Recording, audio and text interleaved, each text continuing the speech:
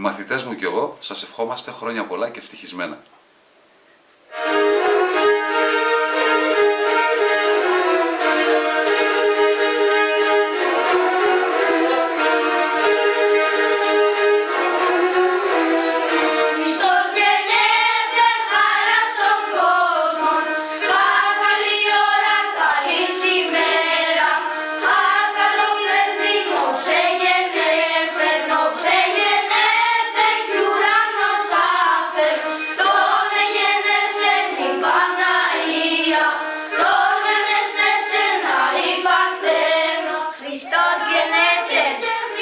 Να ζείτε αμόν τα ψηλά ρεσία, η ανευλογία και καλοχρονία.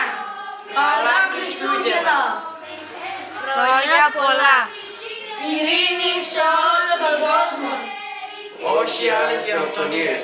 Η Ρωμανία κι αν πέρασε.